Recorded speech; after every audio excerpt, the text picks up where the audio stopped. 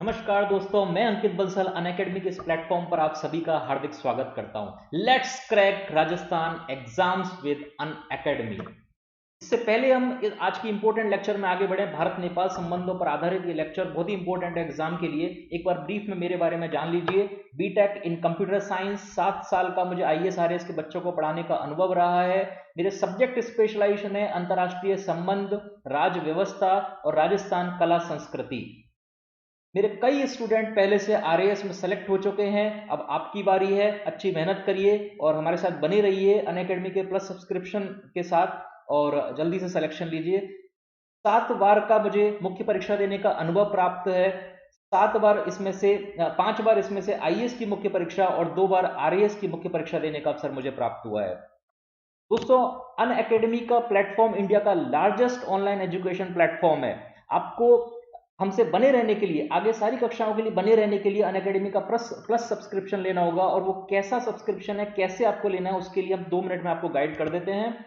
How to register for Unacademy. Unacademy पर register कैसे करना है, बहुत ही आसान स्टेप है दोस्तों। अनअकैडमी लर्निंग ऐप आप लोग को डाउनलोड करनी है गूगल प्ले स्टोर से। जब आप इसे इंस्टॉल करेंगे आपको इस तरह के ऑप्शन मिलेगा यहाँ पर, गेट सब्सक्रिप्शन। इस सब्सक्रिप्शन के क्या फायदे होने वाले हैं? सबसे पहला फायदा है डेली लाइव क्लासेस। दोस्तों, ये लाइव क्लासेस हैं, आपको टीचर के साथ एंगेज करने का यहाँ पे मौका मिलेगा। लाइव क्लासेस में आप हमसे डायरेक्टली अपने डाउट्स पूछ सकते हैं। क्लास के बीच में अगर आपको कोई डाउट आ रहा है, आप डायरेक्टली हमसे पूछ सकते हैं। आपको ऐसा बोरिंग जैसा सेशन नहीं लगेगा, आपको ऐसा सीधे सीधे सुनना नहीं है। आप जैसे आप ऑफलाइन कक्षाओं में पढ़ते हैं, बिल्कुल उसी तरह से हमसे डाउट पूछ सकते हैं। चैट बॉक्स में आप डाउट लिख के अपना भेज सकते हैं, हम हाथों हाथ आपको रिप्लाई दे देंगे। इसी प्रकार लाइव टेस्ट होते हैं, यहाँ पर क्विजेज होती हैं। दोस्तों, प्री की परीक्षा के लिए आपको ऑब्जेक्टिव टाइप क्वेश्चंस की प्रैक्टिस करनी होती है। अनअकैडमी के इस प्लेटफॉर्म पर आपको बहुत सारी क्विजेज मिलती हैं। आप लगातार हर सब्जेक्ट की, हर टॉपिक की क्विजेज को सॉल्व कर सकते हैं और प्री की परीक्षा के लिए अपनी तैयारी को बेहतर बना सकते हैं। साथ ही मुख्य परीक्षा के लिए एक टेस्ट सीरीज आपको करनी होती है, जो कि आंसर उत्तर लेखन, आंसर राइटिंग के लिए बहुत इंपॉर्टेंट होती है और उसी से आपके मेंस में नंबर अच्छे आते हैं। वो टेस्ट सीरीज भी आपको इस कोर्स के साथ में मिलती है। दोस्तों, ये स्ट्रक्चर्ड कोर्स है, पूरा गुथा हुआ कोर्स है। ऐसा नहीं है कि कुछ लेक्चर आपने अभी सुन लिया, कुछ लेक्चर आपको पता ही नहीं है कि अगला लेक्चर कौन सा सुनना है। ऐसा नहीं होगा, आपके सारे लेक्चर सीक्वेंस में बटे हुए हैं। बिल्कुल आपको step by step her lecture की जानकारी पहले से ही मिल जाएगी और स्टेप बाय स्टेप मिलेगी। इस प्रकार ये पूरा गुथा हुआ कोर्स है और इन सब के अलावा कई सारे रिसोर्सेज का आपको अनलिमिटेड एक्सेस भी यहाँ पर मिलता है। अब इसमें से कौन सा कोर्स आपको ज्वाइन करना है, इसको लेके कई बच्चों को शंकाएं रहती हैं। मैं आपको बता देता हूं बच्चों, आप अभी सभी आरएएस के बच्चे हैं जो मुझे अभी सुन रहे हैं, आरएएस के सारे स्टूडेंट्स हैं। और आरएएस का कोर्स अगर आपको लेना है, आरपीएससी का सब्सक्रिप्शन अगर लेना है अनअकैडमी से, तो आपको इस प्लस कोर्स में इन 1 महीने, 3 महीने, 6 महीने का सब्सक्रिप्शन नहीं लेना, क्योंकि ये आपके लिए बिल्कुल व्यर्थ हो जाएंगे। अगर आरएएस की प्रिपरेशन कर रहे हैं तो 12 महीने का सब्सक्रिप्शन लीजिए या 24 महीने का सब्सक्रिप्शन लीजिए। 12 महीने का सब्सक्रिप्शन 7,000 रुपए का है। और अगर आप इस नीचे दिए हुए कोड का इस्तेमाल करेंगे, बंसल 10 कोड आपको नीचे दिखाई दे रहा है, BANSAL10, बंसल 10 कोड। बंसल मेरा सरनेम है, 10 मतलब 10% डिस्काउंट आपको इस कोड के थ्रू मिल जाएगा। ये कोड आपको बहुत ध्यान से भरना है बच्चों, इसमें गलती नहीं करनी है।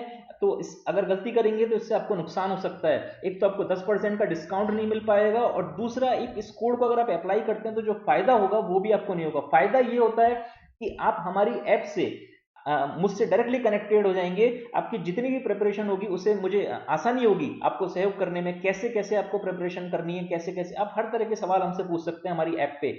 पर्सनली भी आप हमें मैसेज कर सकते हैं, एजुकेटर ऐप के माध्यम आप हमारी एजुकेटर ऐप पर मैसेज कर सकते हैं और उससे हमें सारे सवालों के जवाब देना आपको आसान हो जाएगा।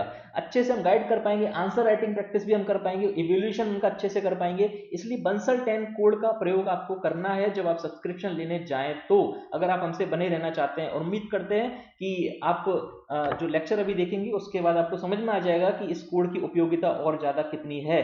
बंसल 10 का कोड का यूज करके 7,000 रुपए का कोर्स आपको 6,300 रुपए में मिल जाएगा, जो कि 1 साल तक वैलिड रहेगा। 8,400 रुपए वाला कोर्स, ये जो 24 महीने का कोर्स है, अगर आप ये लेते हैं तो मात्र 8,400 रुपए का है यहाँ पे। और बंसल 10 कोड का, ये नीचे मैंने अभी थोड़ी देर पहले आपको बताया, ये वाला कोड बंसल 10 कोड, इसका यूज करेंगे तो 10% डिस्काउंट मिल जाएगा और ये वाला कोर्स सिर्फ 7,560 रुपए में आपको अवेलेबल हो जाएगा। बच्चों, इस कोड को आप याद कर लीजिए, मैं एक बार फिर से लिख देता हूं यहाँ पर, BAN आप भी मेरे साथ लिख लीजिए, अपनी कॉपी में इसको याद कर लो, लिख लो, और जब भरने का टाइम आएगा तो इस कोड को अप्लाई कर देना। इससे 10% का डिस्काउंट मिलेगा और हमसे कनेक्टेड भी हो जाएंगे। BANSAL10, ये कोड आपको याद रखना है बच्चों। चलिए, इन सब चीज़ों के बारे में आपको समझ में आ गया होगा। कोर्स कैसे ज्वाइन करना है, जल्दी से ज्वाइन करिए और हमसे प्लस कोर्स में भी मिलिए। अभी हम YouTube की इस कक्षा में आपको भारत नेपाल संबंधों के बारे में विस्तार से जानकारी देने वाले हैं। भारत नेपाल संबंध हमेशा से भारत की विदेश नीति में प्रमुखता से रहे हैं। देखिए, बहुत सारी वजह है कि भारत और नेपाल संबंध अच्छे रहे हैं और कभी कभी समस्या आई है। और भारत नेपाल संबंध इंपॉर्टेंट क्यों है एग्जाम के लिए, इस पर मैं चर्चा करूं तो बहुत आसानी से आप समझ सकते हैं। अभी ये न्यूज में रहा है, एक मानचित्र नेपाल ने जारी किया और इस कारण से ही भारत नेपाल संबंध फिर से चर्चा में आ गए। जब भी कोई संबंध, जब भी कोई रिलेशन, अंतरराष्ट्रीय संबंधों की बात कर रहा हूं, जब भी कोई संबंध किसी देश के साथ में न्यूज में रहते हैं, चर्चा में रहते हैं, तो हमारे इस एग्जाम के लिए बहुत इंपॉर्टेंट हो जाते हैं। दोस्तों, ये RAS की परीक्षा हो चाहे IAS की परीक्षा हो, दोनों में ये बात एक समझ होती है। जब आपके जब क्वेश्चन फ्रेम किए जाते हैं एग्जामिनर के द्वारा, तो एक समझ होती है कि जो चर्चा में रहा है वो एग्जामिनर के दिमाग में भी ज्यादा रहता है और वहां से प्रश्न पूछने की प्रकृति ज्यादा हो जाती है, वहां से प्रश्न पूछने के चांसेस बढ़ जाते हैं। भारत नेपाल संबंध अभी चर्चा में रहा है और पिछले 1 महीने से चर्चा में है और वर्तमान में भी ये विवाद अभी जारी है। विवाद की हम चर्चा करने वाले हैं थोड़ी देर में। वर्तमान में भी विवाद अभी जारी है। इस कारण से RAS की जो आगामी परीक्षा होने वाली है उसमें भारत नेपाल संबंध बहुत इंपॉर्टेंट हो जाते हैं। बच्चों, अगर मैं आपसे पूछूं भारत नेपाल संबंध कटु हैं या मृदु हैं, जब मैं अंतरराष्ट्रीय संबंधों की चर्चा करता हूं तो उसमें पूछता हूं भारत के इस देश के साथ में संबंध कैसे हैं, कटु हैं या मृदु हैं। क्या सोच सकते हैं आप भारत नेपाल संबंध के बारे में कि ये संबंध कटु होंगे या मृदु होंगे? बच्चों, इतना आसानी से इस सवाल का जवाब आप नहीं देंगे। कुछ जगह ऐसी मिलेंगी जहां आपको मृदु संबंध दिखाई देंगे, कुछ ऐसे विषय मिलेंगे जहां पर आपको संबंधों में कटुता महसूस होगी।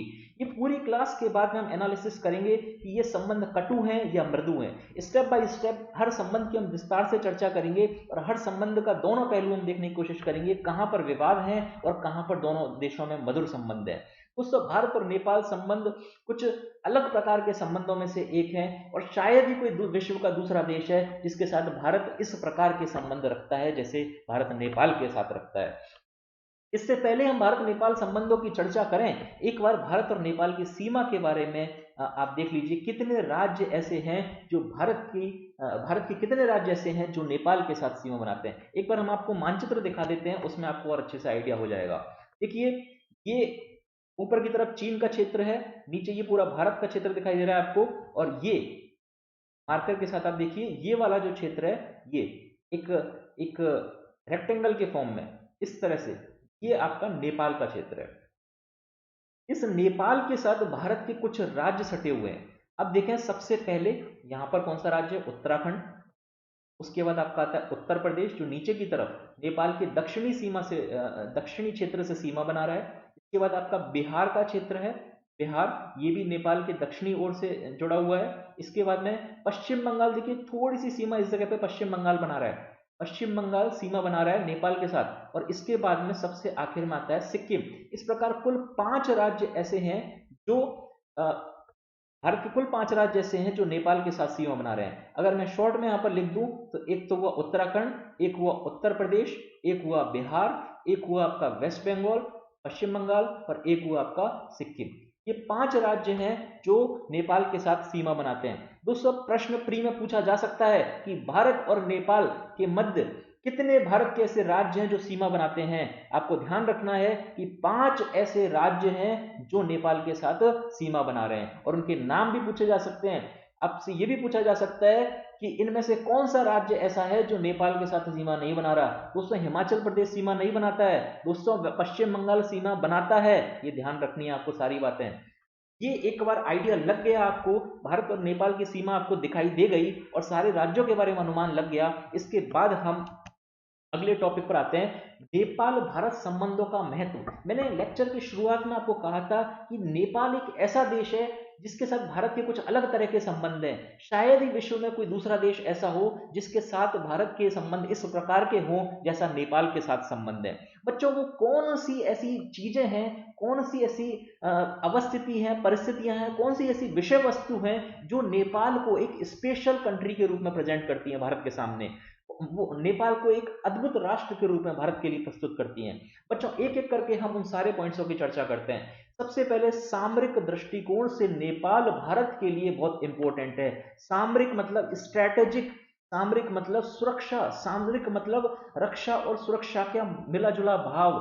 रक्षा के दृष्टिकोण से नेपाल भारत के लिए बहुत महत्वपूर्ण है। ये कौन सा सामरिक दृष्टिकोण है, क्यों भारत के लिए नेपाल इतना महत्वपूर्ण है सामरिक दृष्टि से? अभी हमने थोड़ी देर पहले आपको मैप दिखाया था। यहां पर नेपाल इस जगह पर है और ऊपर है चीन, नीचे है भारत। दोनों ही चीन और भारत बड़े राष्ट्रों में शामिल किए जाते हैं। एशिया के अंदर हम बात करें तो दोनों बहुत तेजी से बढ़ती हुई अर्थव्यवस्थाएं हैं और आगामी समय में ऐसा देखा जा सकता है कि जो दो प्रतिस्पर्धी अर्थव्यवस्थाएं हैं, बड़े देश हैं, उनके बीच में क्लैशेज होने की संभावना हो सकती है।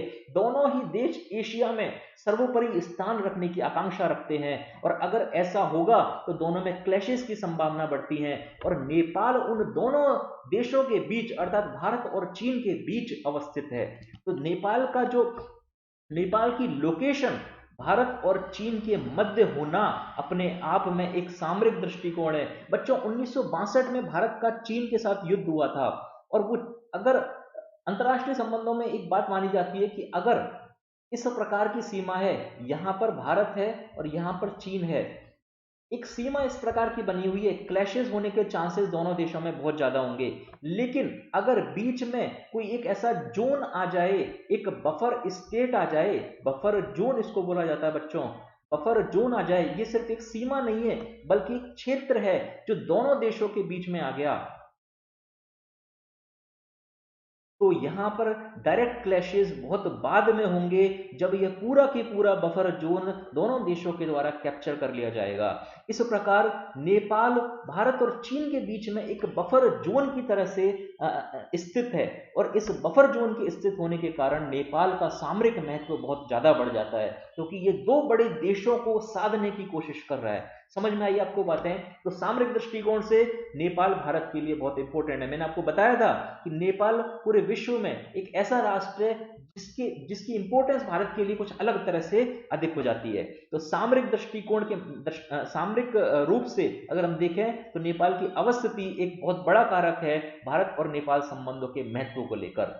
दूसरा एक इंपॉर्टेंट कारण यह है इनके दोनों के संबंधों का महत्वपूर्ण होने का, खुली सीमा। बच्चों, नेपाल और भारत एक खुली सीमा का निर्माण करते हैं अर्थात ओपन बॉर्डर।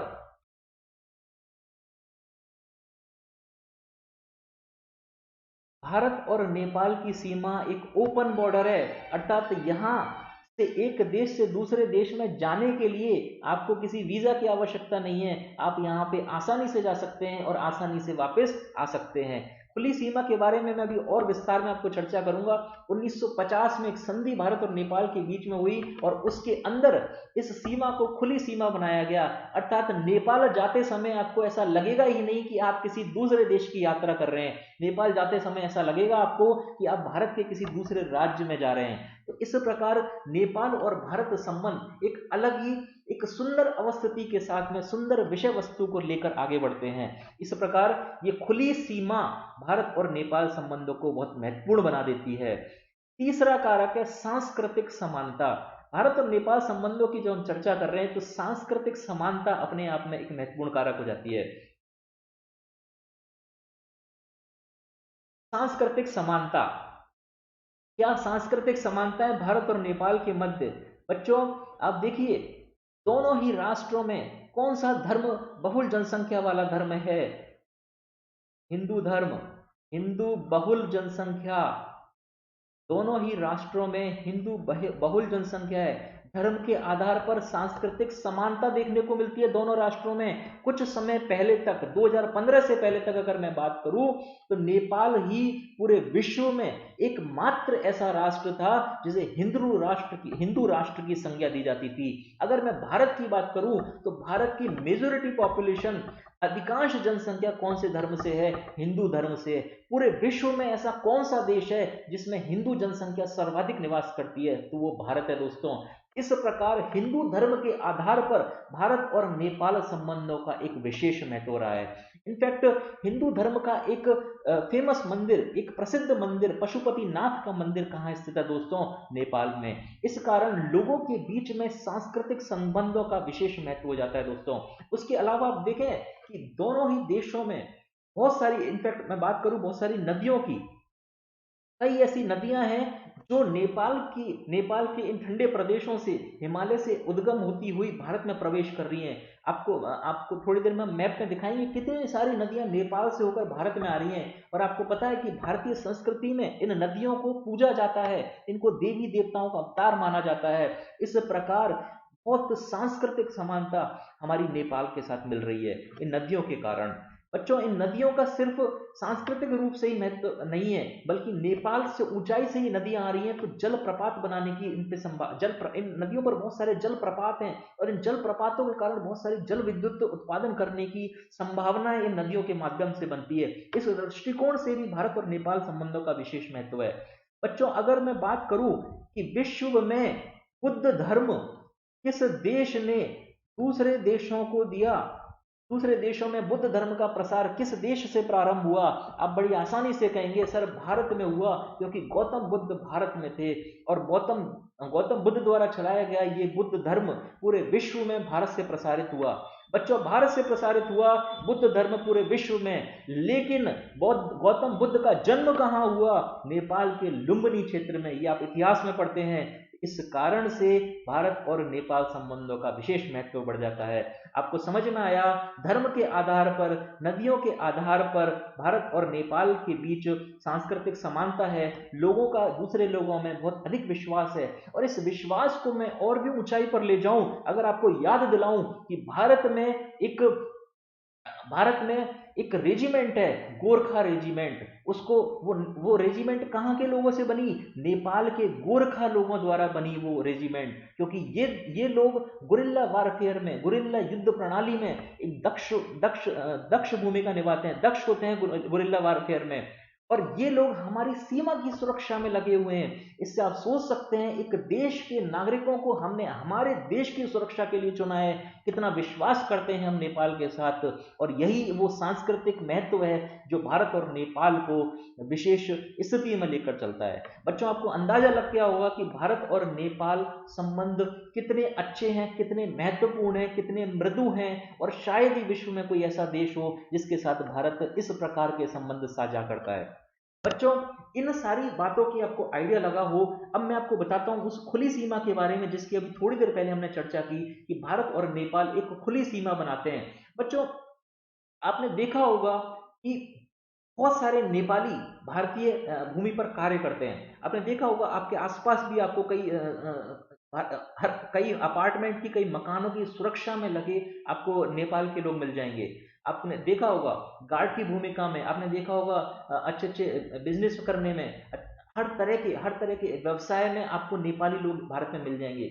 ये सारा क्यों हो पा रहा है दोस्तों? शांति और मैत्री की संधि 1950 में। इनफैक्ट अभी थोड़ी देर पहले हमने बॉर्डर देखी थी और देखा था, एक बार मैं फिर से आपको दिखाता हूं।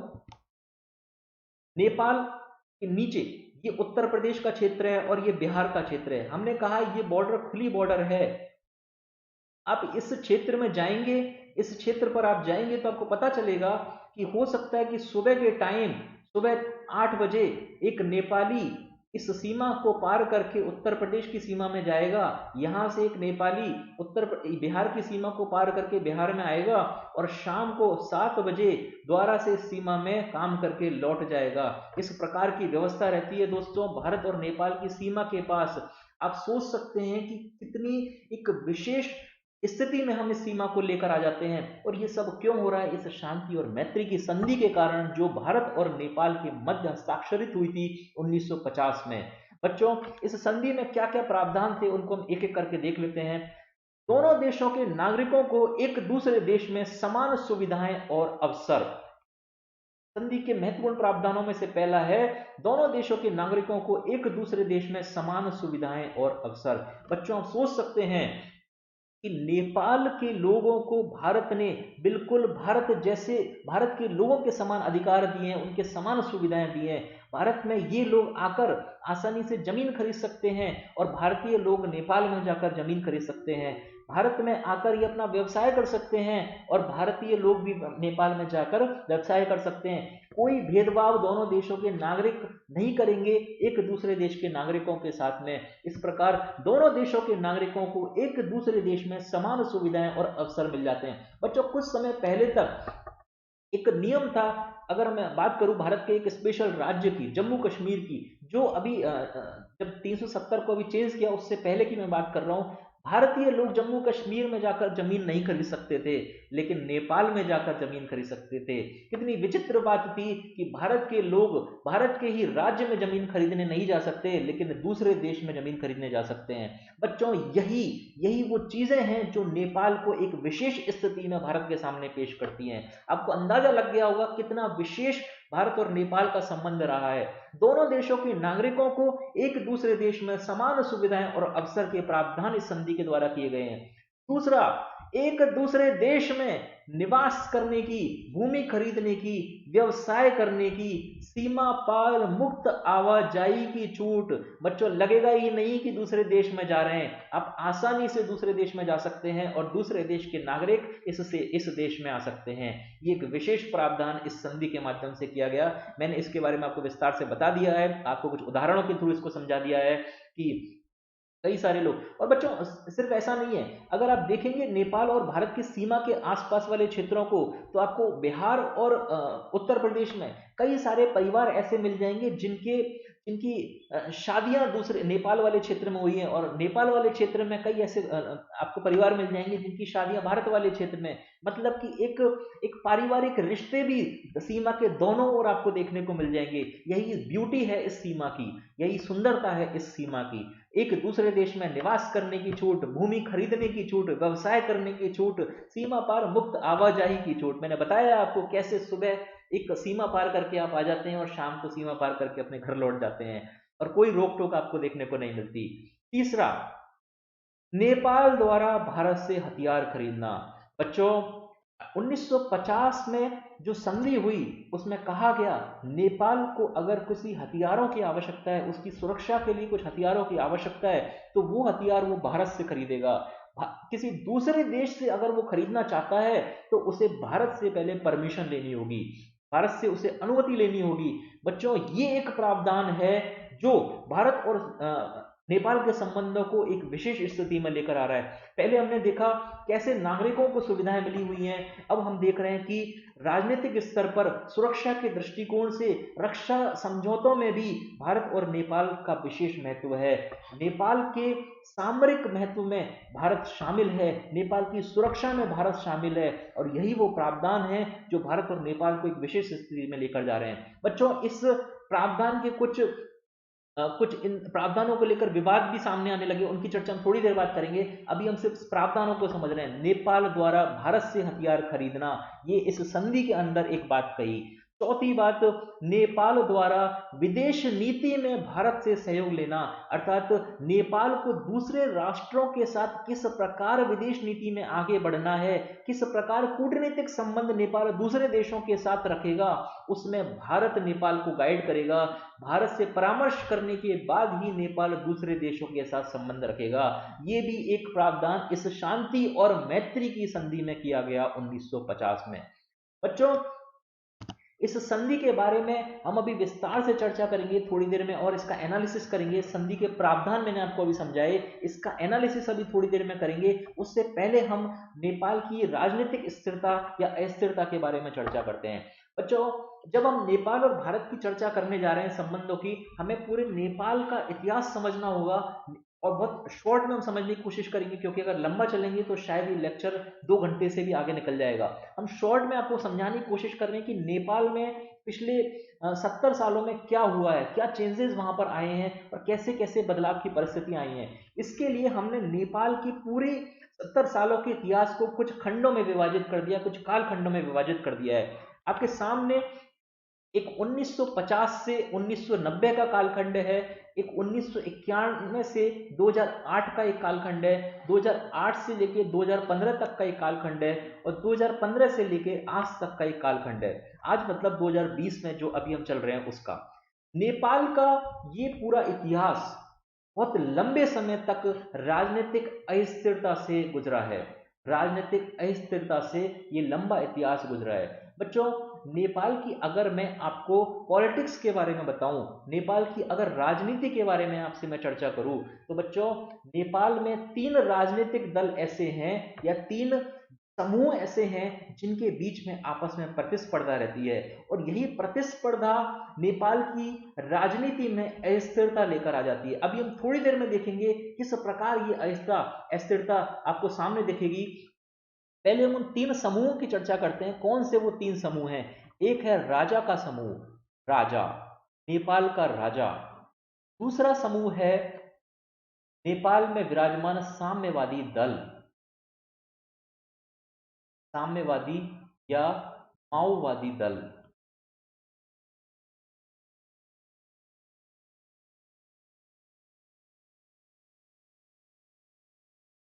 और तीसरा समूह जो है वो है नेपाल की कांग्रेस। ये कांग्रेस भी एक प्रकार का राजनीतिक दल है बच्चों, लेकिन इसकी जो आइडियोलॉजी है, जो विचारधारा है, वो मध्यम मार्गी है। अर्थात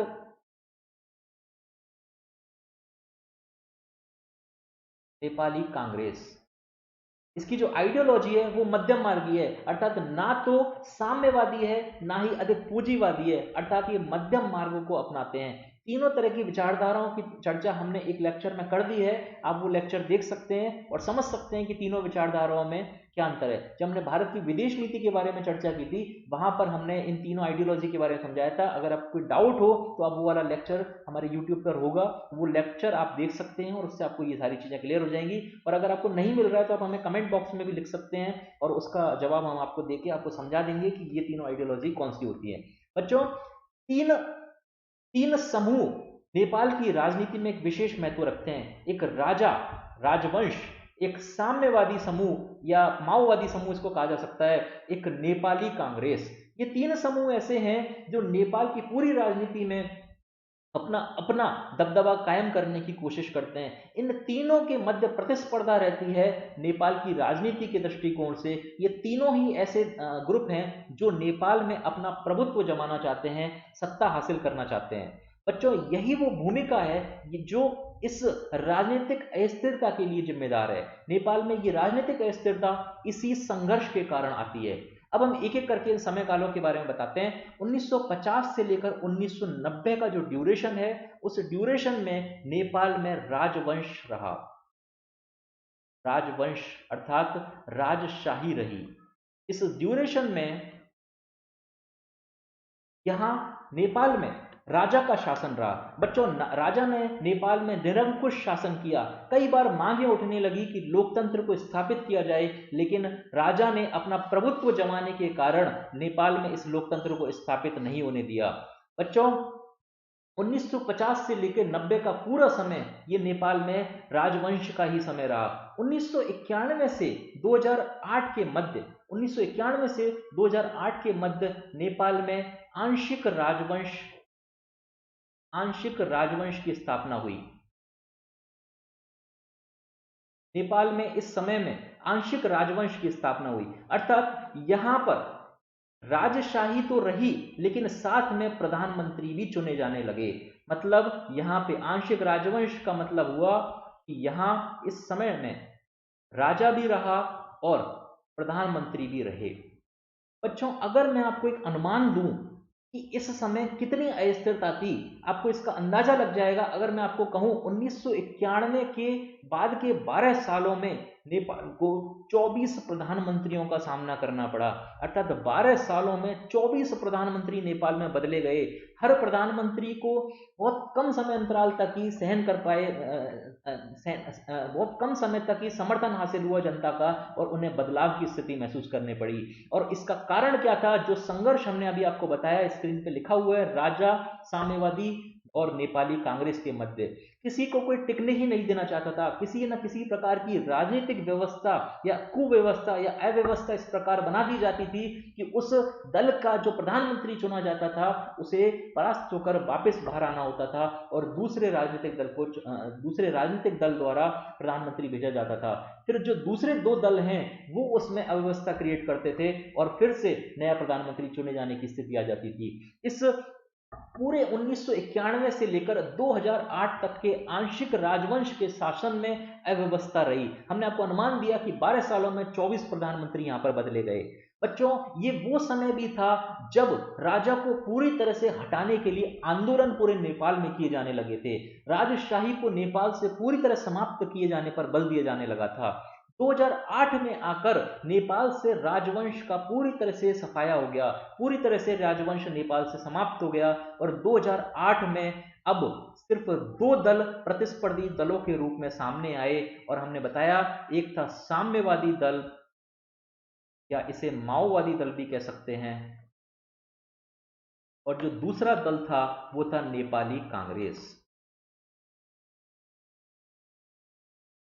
अर्थात जो ये सत्ता का संघर्ष तीन दलों के मध्य हो रहा था, अब वो सिमट कर सिर्फ नीचे वाले दो दलों के मध्य रह गया। अर्थात संघर्ष कुछ हद तक कम हुआ लेकिन एक समस्या भी बनी रही। अच्छा दोस्तों, इसी समय में जब हमने कहा कि राजवंश समाप्त हो गया, इस समय में राजवंश समाप्त हो गया, तो इसका मतलब क्या हुआ कि यहां पर लोकतंत्र की स्थापना हो गई।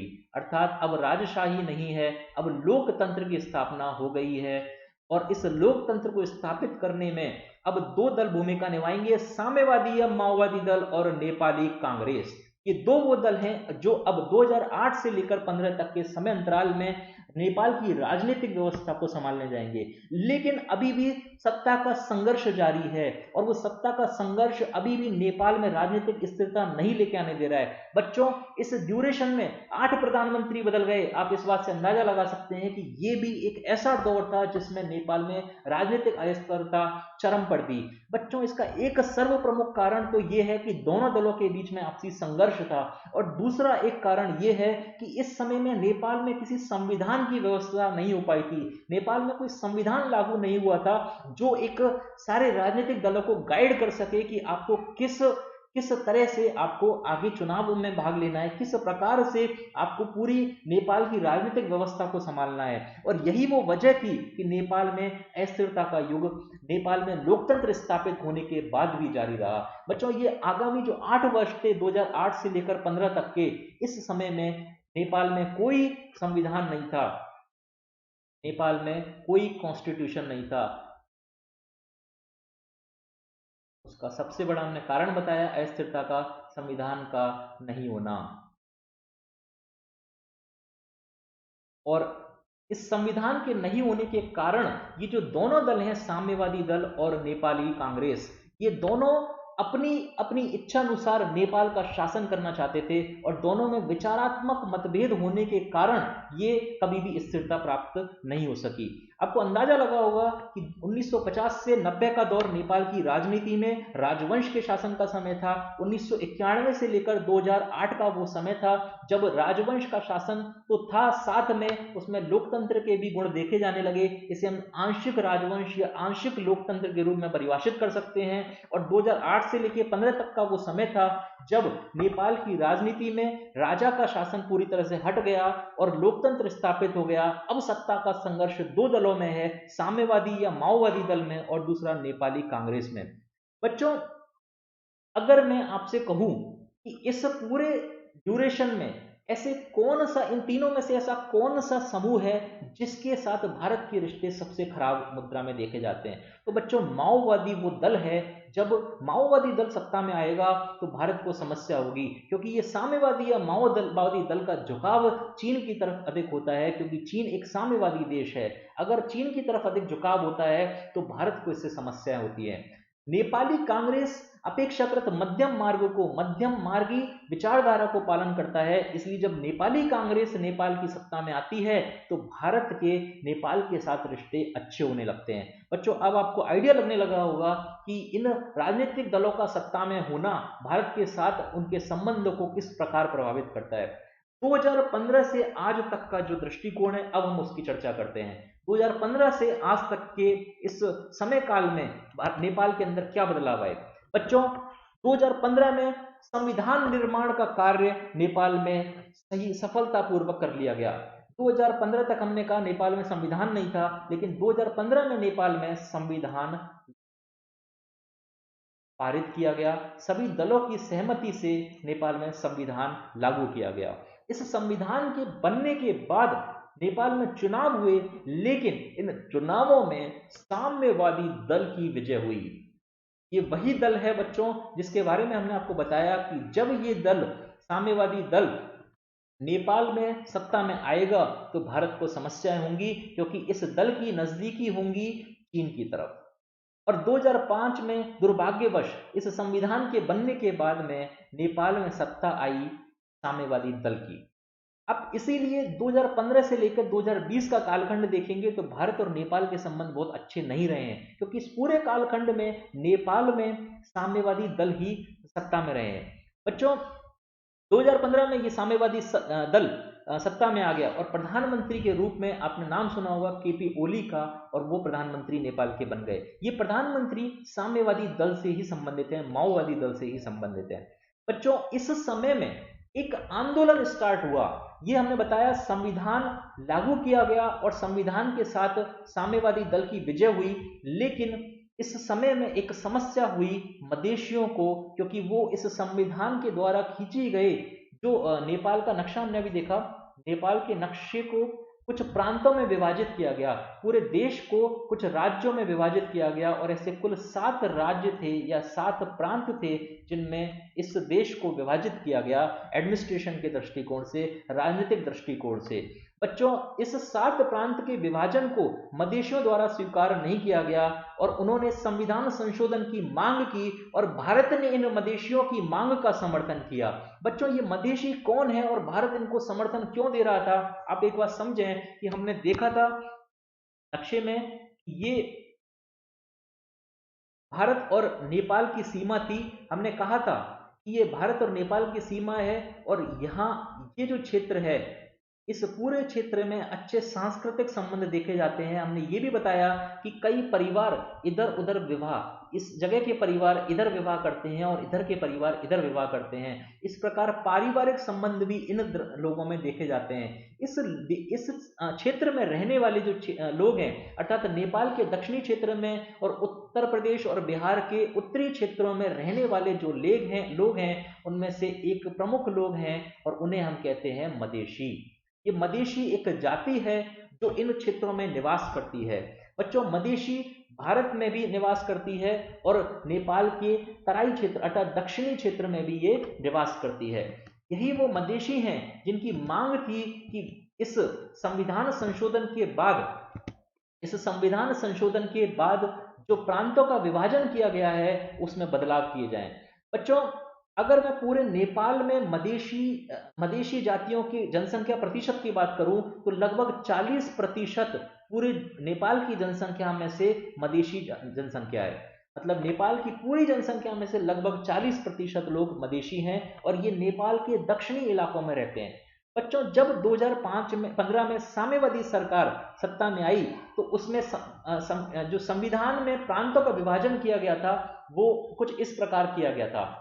इस प्रकार 7 प्रांत बनाए गए थे, 1 2 3 4 5 6 और 1 7। इस प्रकार 7 प्रांत, इस प्रकार वर्टिकल लाइंस खींची गई थी, ऊर्ध्वाधर रेखाएं खींची गई थी, जिनके अनुसार 7 प्रांतों में नेपाल का विभाजन कर दिया गया था। इस प्रांतीय विभाजन का मदेशियों द्वारा विरोध किया गया, क्योंकि बच्चों नेपाल मदेशी सारे इस क्षेत्रों में रहते हैं और इनकी जनसंख्या 40% है। अगर ये इस प्रांत में चुनाव होंगे तो ये 40% लोग माइनॉरिटी में आ जाएंगे। इसी प्रकार यहां पर अगर चुनाव होंगे इस प्रांत के तो ये 40% लोग इस क्षेत्र में भी माइनॉरिटी में आ जाएंगे। अल्पसंख्यक समुदाय बन गया इस पूरे प्रांत का, मदेशी का। ये मदेशी लोग इस पूरे प्रांत में अल्पसंख्यक समुदाय में शामिल हो गए, इस पूरे प्रांत में भी ये अल्पसंख्यक समुदाय में शामिल हो गए। इस प्रकार आप देख सकते हैं कि सातों के सातों प्रांतों में मदेशी अल्पसंख्यकों के रूप में शामिल हो गए, क्योंकि हर प्रांत का विभाजन कुछ इस प्रकार हुआ है कि उन्हें ऑटोमेटिकली, मदेशियों को ऑटोमेटिकली अल्पसंख्यक बना दिया गया। इसी व्यवस्था का मदेशियों द्वारा विरोध किया गया। मदेशियों के द्वारा कहा गया कि प्रांतों का विभाजन कुछ इस प्रकार होना चाहिए। अगर ये नेपाल का नक्शा है तो प्रांतों का विभाजन कुछ ऐसा होना चाहिए कि यहां पर 2 प्रांत आए और उसके बाद के 4 प्रांतों को आप 5 प्रांतों को आप ऊपर रख सकते हैं। अर्थात इस क्षेत्र में और इस क्षेत्र में अगर अब चुनाव होंगे तो पूरी तरह से मदेशियों का शासन इस क्षेत्र में स्थापित हो जाएगा, क्योंकि कम से कम 2 प्रांत अब ऐसे हो गए जहां पर मदेशी अल्पसंख्यक में नहीं आकर बहुसंख्यक समुदाय में शामिल हो गए।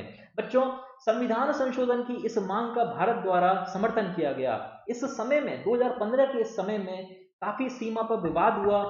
मदेशियों के द्वारा नेपाल को जाने वाले जो रूट्स थे, जो रास्ते थे, उनको ब्लॉक कर दिया गया। बच्चों, नेपाल एक लैंडलॉक कंट्री है, एक लैंडलॉक देश है, अर्थात चारों तरफ भू आबद्ध है, भूमियों से आबद्ध क्षेत्र है। उसका सीधे सीधे समुद्र से कोई कनेक्टिविटी नहीं है, उसकी समुद्र से कोई डायरेक्टली कोई संबंध नहीं बन पा रहा है, समुद्र मार्ग से उसका व्यापार नहीं हो पा रहा है। और इसीलिए 1965 से भारत नेपाल को समुद्र मार्ग का रास्ता उपलब्ध कराता आया है, जिसके थ्रू नेपाल में जिस रास्ते का प्रयोग नेपाल आसानी से कर सकता है, इसे ट्रांजिट समझौता कहते हैं, भारत और नेपाल के मध्य, जो 1965 में हुआ था। और इसके माध्यम से भारत अपने बंदरगाहों का प्रयोग नेपाल को करने की छूट प्रदान करता है। नेपाल का सामान जल मार्ग के माध्यम से भारतीय बंदरगाहों तक आता है और इन बंदरगाहों से नेपाल तक वो सामान आसानी से अबाध रूप से पहुंच सकता है। हमने ये भी बताया था कि भारत और नेपाल की सीमा खुली सीमा रेखा है, इसलिए अबाध आपूर्ति नेपाल में इस भारतीय बंदरगाहों के माध्यम से हो पाती है। बच्चों, मदेशियों ने इस अबाध आपूर्ति को रोक दिया। नेपाल की सीमा के पास में सारी जगह पर बैरियर्स लगा दिए गए थे। अब नेपाल तक इन सामानों की आवाजाही रुक गई। इन सारी चीजों से नेपाल को दिक्कत हुई और नेपाल ने ब्लेम किया भारत को। नेपाल ने कहा भारत ही वो देश है जो मदेशियों को इस ब्लॉकेड के लिए, इस रास्ता रोकने के लिए भड़का रहा है। और यही वो समय था दोस्तों जब भारत और नेपाल के संबंधों में कटुता महसूस की गई। भारत ने कहा कि भारत सिर्फ नेपाल में संविधान संशोधन की जो मदेशियों की मांग है उसका समर्थन करता है, भारत इस ब्लॉकेड लगाने के पक्ष में नहीं है, इस रास्ता को बंद करने के पक्ष में नहीं है। लेकिन नेपाल को लगने लगा कि ये भारत की चाल है, जिसे भारत बुनाने की कोशिश कर रहा है, कूटनीतिक पहल है भारत की, जिसके माध्यम से भारत इस ब्लॉकेड को बना रहा है। बच्चों, इसी समय में जब भारत में मदेशियों के द्वारा ये ब्लॉकेड लगाया गया और नेपाल में अब जो आपूर्ति है वो रुक गई, तो नेपाल ने चीन कार्ड का प्रयोग करना प्रारंभ कर दिया। नेपाल की पूरे इतिहास में अनेकों समय ऐसा हुआ है जब नेपाल के जब राजा थे, या नेपाल में जब आंशिक राजवंश का समय था, या नेपाल में लोकतंत्र की बहाली हो गई थी, या नेपाल का ये जो समय काल है 2015 से 20 का, जब साम्यवादी सरकार आ गई, तो इस पूरे समय काल में कई बार ऐसा देखा गया कि नेपाल के लीडरों के द्वारा, नेपाल के प्रमुख राजनीतिक दल के द्वारा चीन कार्ड का प्रयोग किया गया। देखो दोस्तों, नेपाल की विदेश नीति में या नेपाल की कूटनीति में ऐसा माना जाता है कि नेपाल के लिए भारत और चीन दोनों ही महत्वपूर्ण हैं, और दोनों को बैलेंस बनाने के लिए अगर भारत भारत को नेपाल चाहता है कि भारत को लाइन पे लेके आए, तो वो चीन कार्ड का प्रयोग करता है। और अगर नेपाल चाहता है कि नेपाल को लगता है कि चीन को लाइन पे लेके आना है, तो नेपाल भारत कार्ड का प्रयोग करता है। बच्चों, इसे नेपाल का अंग्रेजी में एक शब्द है, नेपाल की कूटनीति में, डिप्लोमेसी में इसे बोलते हैं equi distance principle of Nepal in diplomacy. अर्थात दोनों ही देशों से समान दूरी का सिद्धांत इसे नेपाल की कूटनीति में बोला जाता है। और भारत के परिप्रेक्ष्य में हम इसे देखें तो ये नेपाल के चीन कार्ड का एक प्रयोग माना जाता है। बच्चों, हमने अभी थोड़ी देर पहले आपको बताया कि मदेशियों के द्वारा इस क्षेत्र में ब्लॉकेड लगा दिए गए थे, और इन ब्लॉकेड लगाने के बाद में नेपाल ने चीन के साथ ट्रांजिट समझौता किया। अर्थात अब चीन के बंदरगाहों के माध्यम से नेपाल में सामान की आवाजाही संभव हो पाएगी। इस प्रकार ये भारत के लिए एक झटके की तरह था। नेपाल और चीन के मध्य युद्धाभ्यास भी होते हैं, जबकि हमने आपको बताया था कि 1950 की जो संधि थी, मैत्री संधि, जो हमने नेपाल के साथ की थी, उसमें कहा गया था कि भारत ही वो देश है जो नेपाल की विदेश नीति में और सुरक्षा संबंधी मामलों में नेपाल को गाइड करेगा, और उसकी परमिशन के साथ ही नेपाल दूसरे देशों के साथ संबंध बनाएगा। लेकिन ये जो युद्धाभ्यास हुए हैं चीन और नेपाल के मध्य, ये भारत की अनुमति से नहीं हुए हैं। इस प्रकार जब साम्यवादी सरकार सत्ता में आती है तो इस संधि का विरोध करती है। 1950 की जो संधि हुई उसका विरोध करती है, और उनकी कोशिश रहती है कि इस संधि को अब हटाया जाए और एक नई संधि भारत के साथ की जाए। आपको समझ में आया होगा इन पूरी संधियों की रूपरेखा, कैसे ये संधि भारत और नेपाल रिश्तों को विशेष महत्व प्रदान करती है, और कैसे नेपाल की राजनीतिक व्यवस्था इन संबंधों में कभी कभी कटुता का एहसास कराती है। बच्चों, इसके बाद हम आते हैं नेपाल और भारत के मध्य होने वाले वर्तमान सीमा विवाद की। ये एक बहुत ही महत्वपूर्ण मुद्दा है, जिसको अभी आगामी एग्जाम के लिए, आगामी परीक्षा के लिए आप को समझना आवश्यक है। बच्चों, हमने कहा कि अभी नेपाल के इन सारे भारतीय राज्यों के साथ सीमा मिलती है। उनमें से अब उत्तराखंड की सीमा को देखिए। अभी विवाद आया, नेपाल द्वारा एक नया मानचित्र निकालने का प्रयास किया गया, और अभी कल की ही न्यूज है कि नेपाल की संसद ने भी इसका अनुमोदन कर दिया है। इस प्रकार हम कह सकते हैं कि नेपाल ने एक नया मानचित्र निकाला है, और इस मानचित्र को निकालने से कुछ विवाद भारत और नेपाल के मध्य हुए हैं। बच्चों, ऐसा माना जाता है कि साम्यवादी सरकार अभी नेपाल में है, और हो सकता है कि चीन द्वारा नेपाल को भड़काया गया हो, लेकिन इसके लिए कोई साक्ष्य उपलब्ध नहीं है। इसलिए हम यह नहीं कह सकते कि चीन के भड़काने के कारण नेपाल ने ऐसा किया है। बच्चों, ये पूरा इशू क्या है, विवाद क्या है, हम एक बार देख लेते हैं। उत्तराखंड में इस जगह पर एक क्षेत्र स्थित है, जैसे आप दूसरे नक्शे में देखें, काला पानी का क्षेत्र। ये एक येलो कलर की स्ट्रिप आपको दिख रही है, येलो कलर की लाइन दिख रही है, और इस येलो कलर की लाइन में इस जगह एक क्षेत्र है। और इस क्षेत्र को मैं अगर थोड़ा बड़े नक्शे में बनाऊं तो वो कुछ इस तरह का क्षेत्र, इस तरफ आपको मेरी वीडियो दिख रही होगी, इस तरफ बना देते हैं। इस क्षेत्र को मैं थोड़ा बड़ा करके आपको बना रहा हूं, और इस क्षेत्र को इस तरह से दर्शाया जा सकता है। इस क्षेत्र में 3 स्थान है। इस जगह पर लिम्पियादुरा लिम्पियादुरा इस जगह पर काला पानी, और इस जगह पर है लिपुलेख दर्रा। इस तरह से 3 स्थान अभी जो न्यूज में थे वो थे लिम्पियादुरा, लिपुलेख दर्रा और काला पानी। बच्चों, ये वो क्षेत्र हैं जो नेपाल ने अभी अपने मानचित्र में शामिल किए हैं। अभी कुछ समय पहले 2019 में भारत ने एक नया मानचित्र जारी किया था, और उसमें इन क्षेत्रों को अपना क्षेत्र दिखाया था। बच्चों, भारत पहले से भी इन क्षेत्रों को अपना क्षेत्र दर्शाते हुए आया है। एज सच कोई सीमा विवाद है भी नहीं, लेकिन बस इस छोटे से क्षेत्र में एक सीमा विवाद आया है, और वो अब न्यूज में क्यों आया, ये चिंता का विषय है।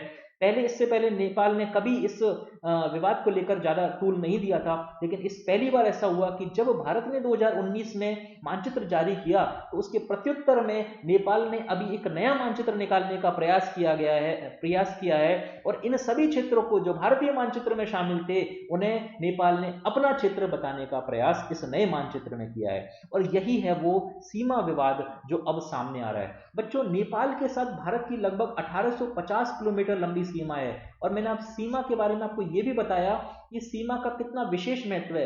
लेकिन उसके बाद नेपाल का ये नया मानचित्र निकालने का प्रयास भारत और नेपाल संबंधों में कटुता का एहसास दिलाता है। इस पूरे क्षेत्र में नेपाल के द्वारा पहले भी मानचित्र निकाले गए हैं। नेपाल के जो प्राचीन मानचित्र हैं उनमें लिपुलेख दर्रा और काला पानी को हमेशा शामिल किया जाता रहा है। तो विवाद तो रहा है काला पानी को लेकर, दोनों ही देश काला पानी को अपना क्षेत्र बताते हैं, लेकिन लेकिन एक नया विवाद इससे आया है। नेपाल के द्वारा नया नक्शा निकालने वाले नया नक्शा निकालने के बाद लिम्पियादोरा क्षेत्र को लेकर नया विवाद आया। वर्तमान नक्शे में नेपाल ने लिम्पियादोरा को भी अपना क्षेत्र बताया है और यही एक नया विवाद है जो भारत और नेपाल की सीमा को लेकर आया है। इस सीमा को लेकर एक संधि हुई थी दोस्तों, सुगौली की संधि 1816 में। इसी दृष्टिकोण से हम इस संधि की भी चर्चा करना आवश्यक समझते हैं। 1814 से लेकर 1816 जब भारत पर ब्रिटिश ईस्ट इंडिया कंपनी का शासन हुआ करता था और नेपाल को गोरखा साम्राज्य के रूप में जाना जाता था, उस समय 1814 से लेकर 16 के मध्य आंग्ल गोरखा युद्ध हुए थे, अर्थात इस ईस्ट इंडिया कंपनी, ब्रिटिशर्स और गोरखाओं के मध्य, जो नेपाल में राज करते थे, इनके मध्य युद्ध हुआ करते थे।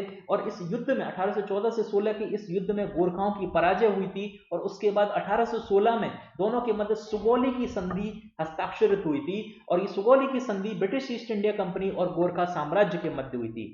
इस संधि में नेपाल को अपने कुछ क्षेत्र गंवाने पड़े थे और काला पानी का ये क्षेत्र उनमें से एक था। बच्चों, इस संधि से जो भी रहा हो, 1947 में जब भारत आजाद हो गया तो भारत ने अपने नए नक्शे में इस काला पानी को दर्शाया था और उस समय नेपाल में जब राजा का शासन हुआ करता था, अभी थोड़ी देर पहले हम ये सारी चीजें समझ चुके हैं, नेपाल में राजा का शासन हुआ करता था। नेपाल के राजा ने कभी इस भारतीय मानचित्र का विरोध नहीं किया था। उसके बाद जब नेपाल में लोकतंत्र आया तो उस समय भी कुछ ज्यादा विवाद नहीं हुआ भारत और नेपाल के मध्य। बस इतना हुआ कि नेपाल ने काला पानी क्षेत्र को अपना क्षेत्र दर्शाया था, लेकिन भारत के द्वारा इस क्षेत्र में जो भी गतिविधियां हो रही थी उनसे नेपाल को कोई आपत्ति नहीं थी।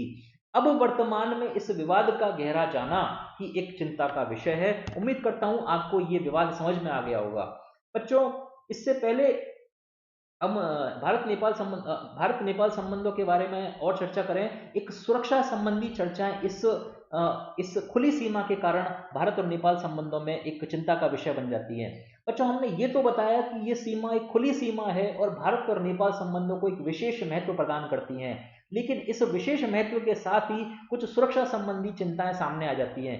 जैसे इस खुली सुरक्षा का अगर दुरुपयोग हो जाए आतंकवाद के प्रसार में, अर्थात किसी दूसरे देशों से प्रसारित आतंकवाद इस खुली सीमा के माध्यम से भारत में समाहित हो जाए, भारत में प्रसार कर ले, तो ये भारत की सुरक्षा चिंताओं के दृष्टिकोण से एक बहुत बड़ा मुद्दा रहता है। बच्चों, उत्तर प्रदेश के कुछ नेपाल से सटी सीमाओं पर कई बार आपको सुनने को मिलता है, अलीगढ़ वाले एरियाज में, कि कुछ आतंकवादियों की घुसपैठ हुई है, वहां से संदिग्ध गतिविधियां प्राप्त हुई हैं, कि वो सभी जैसे आपने सुना होगा बाटला हाउस, ये सभी वो गतिविधियां हैं जो इस खुली सीमा के दुरुपयोग के रूप में सामने आती हैं। इसी प्रकार उग्र साम्यवाद को भी इस सीमा से बढ़ावा दिया जा सकता है। हमने अभी बताया आपको कि नेपाल में वर्तमान में साम्यवादी सरकार है और चीन के साथ उसके घनिष्ठ संबंध हैं।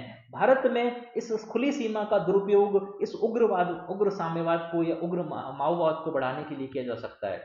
बच्चों, अब हम नेपाल और भारत के मध्य आर्थिक संबंधों की चर्चा करते हैं। अगर हम कुल व्यापार की दोनों देशों के बीच में बात करें तो लगभग $7.5 अरब का दोनों देशों के बीच में व्यापार हुआ 2018-19 के समय काल में।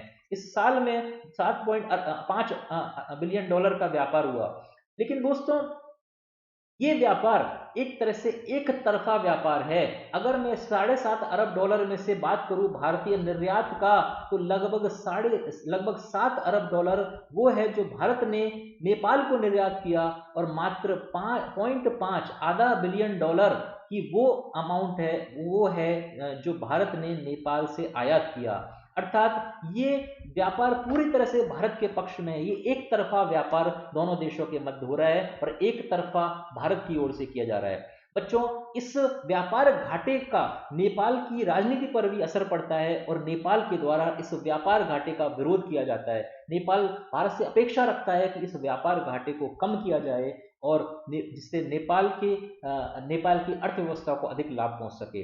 बच्चों, सिर्फ इतना ही नहीं है कि एक तरफा व्यापार में करीब 7 बिलियन डॉलर, 7 अरब डॉलर भारत नेपाल को निर्यात कर रहा है, बल्कि भारत नेपाल का सबसे बड़ा व्यापार भागीदार भी है। अर्थात नेपाल के जिन राष्ट्रों के साथ भी व्यापारिक संबंध हैं उनमें सबसे अधिक व्यापार नेपाल का भारत के साथ होता है। नेपाल के कुल व्यापार में लगभग 60% का योगदान भारत के द्वारा दिया जाता है।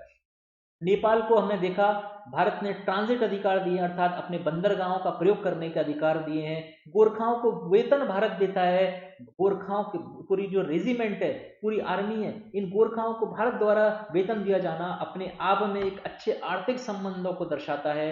नेपाली नागरिकों को भारत में व्यवसाय के अवसर मिलते हैं, हमने थोड़ी देर पहले चर्चा की, ये भी एक आर्थिक संबंधों की एक मृदुता को दर्शाता है, एक अच्छे आर्थिक संबंधों को दर्शाता है। भारतीय मुद्रा रुपया को नेपाल में कानूनी मान्यता मिली हुई है, अर्थात रुपये का प्रयोग अबाध रूप से नेपाल में किया जा सकता है, कानूनन वो मान्य है। ये एक अपने आप में भारतीय अर्थव्यवस्था का नेपाल की अर्थव्यवस्था में महत्व प्रतिपादित करता है। बच्चों, भारत और नेपाल के बीच में जल विद्युत सहयोग की भी अनेकों संभावनाएं हैं, और ये जल विद्युत सहयोग की संभावनाएं भी भारत और नेपाल के मध्य एक अच्छे आर्थिक संबंधों की रूपरेखा प्रस्तुत करती हैं। हम देखते हैं जल विद्युत सहयोग किस प्रकार भारत और नेपाल के मध्य हो पाता है। ये एक नक्शा है, इसमें आप देख सकते हैं कि बहुत सारी नदियां, हमने शुरू में इसकी चर्चा की थी कि आपको बाद में एक नक्शा दिखाएंगे और उसमें आपको पता चलेगा, जब हम सांस्कृतिक संबंधों की बात कर रहे थे नेपाल भारत महत्व में, तो हमने कहा था कि बहुत सारी नदियां हैं जो नेपाल से निकलकर भारत में आती हैं। इस नक्शे में आप देख सकते हैं अनेकों नदियां, इनका स्रोत या उद्गम नेपाल की सीमा के अंदर हो रहा है और ये चलकर भारत की गंगा नदी में आकर मिल रही हैं। इस प्रकार इस ऊंचे इलाके से, नेपाल के इस ऊंचे इलाके से भारत के निम्नतर इलाके अर्थात इस मैदानी इलाकों में इन नदियों का प्रवेश हो रहा है। जब ऊंचाई से एक नदी नीचे की ओर आती है तो वहां जलप्रपात वो बनाती है, वाटरफॉल वो बनाती है, और इस वाटरफॉल का उपयोग जल विद्युत उत्पादन में किया जा सकता है।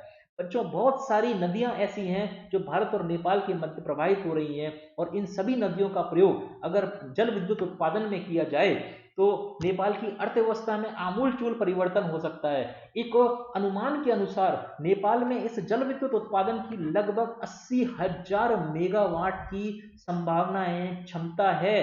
80,000 मेगावाट, अगर ये बहुत बड़ा अमाउंट है जल विद्युत के अनुसार।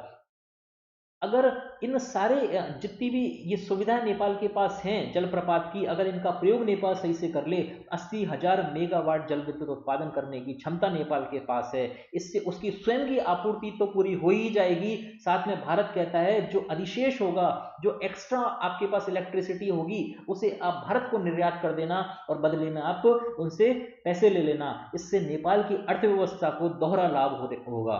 भारत इसमें निवेश करने के लिए भी रेडी है। भारत चाहता है कि आपकी जल विद्युत परियोजनाओं में हम निवेश करें, और उस परियोजनाओं से जो आर्थिक लाभ होगा उसमें नेपाल को भागीदारी मिलेगी और उससे उसकी अर्थव्यवस्था आगे बढ़ेगी, ऐसा भारत नेपाल से कहता है। लेकिन अगर ग्राउंड रियलिटी की बात करें, वर्तमान में कितनी दोहन क्षमता अभी जल विद्युत से हो रही है नेपाल में, तो ये मात्र 600 मेगावाट है। कहाँ 80,000 मेगावाट की क्षमता नेपाल में है, और उसमें से मात्र 600 मेगावाट नेपाल में विद्युत उत्पादन हो पा रहा है। बच्चों, इसीलिए भारत कहता है कि भारत और नेपाल मिलकर इस क्षमता को बढ़ाकर यहां तक ले जा सकते हैं। भारत ने कई अपने जल विद्युत के प्रोजेक्ट भूटान के साथ किए हुए हैं, और भारत नेपाल को उन प्रोजेक्ट का हवाला देता है कि कैसे भूटान की अर्थव्यवस्था में उस जल विद्युत उत्पादन का विशेष महत्व है, और अगर नेपाल चाहे तो भारत के साथ सहयोग कर उस सुविधा का लाभ ले सकता है। बच्चों, इसी दृष्टिकोण से एक समझौता 1996 में महाकाली समझौता हुआ, और इसके थ्रू पंचेश्वर बांध नेपाल में बनाया गया भारत के सहयोग से। ये कुछ उदाहरण हैं जो भारत और नेपाल के जल विद्युत सहयोग को दर्शाते हैं।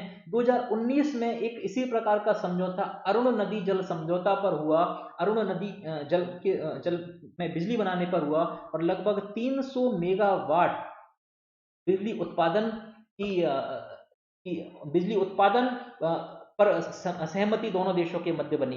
अर्थात 2019 में अभी हाल ही में एक समझौता हुआ और उसमें 300 मेगावाट विद्युत उत्पादन दोनों देश मिलकर करेंगे और ये दोनों देश अरुण नदी पर इस जल विद्युत उत्पादन में संलग्न होंगे। इस प्रकार हमने देखा कि पूरे भारत और नेपाल संबंधों में एक विशेष महत्व है। हमने देखा 1950 की जो ट्रीटी थी, जो संधि थी, उसका भारत और नेपाल के संबंधों में एक विशेष महत्व रहा है और उसी ट्रीटी के कारण, उसी संधि के कारण भारत की खुली सीमा मिली। उसके अलावा भारत के सांस्कृतिक संबंध और प्रगाढ़ हुए। भारत के और नेपाल के आर्थिक संबंध एक विशेष महत्व रखते हैं।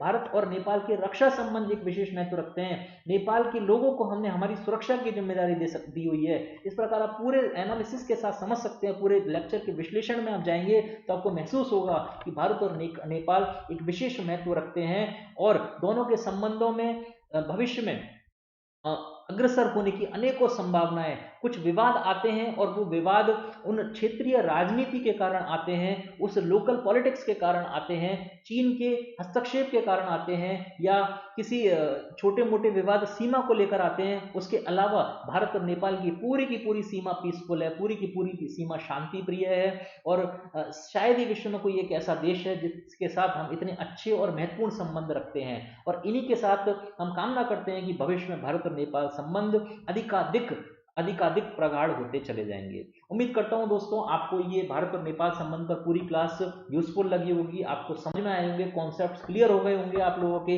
इसके अलावा अगर कोई डाउट्स रह जाते हैं आप हमसे पूछ सकते हैं कमेंट सेक्शन में। आप प्लस कोर्स में हिस्सा लीजिए, अनअकैडमी के प्लस कोर्स में, और उसमें आपको हमने बताया बंसल 10 कोड का आप यूज करिए। इस कोड को आप लिख लें, याद कर लें और जब सब्सक्रिप्शन लेने का समय आए तो उस कोड को आप यूज करें। इससे आपको डिस्काउंट मिलेगा, साथ में हमारे साथ आप कनेक्टेड हो जाएंगे डायरेक्टली, हमें आपको गाइड करना और आसान हो जाएगा।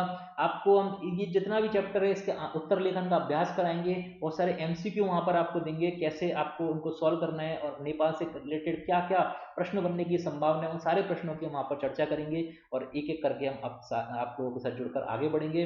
बहुत बहुत धन्यवाद। इस चैनल को आप सब्सक्राइब करें, शेयर करें, इस कोड को भी शेयर करें अपने मित्रों के साथ में, आप भी प्रयोग में लें और बहुत बहुत आपको शुभकामनाएं अपने एग्जाम के लिए। पढ़ें, मेहनत करें और सिलेक्शन लें। Thank you so much, all the best.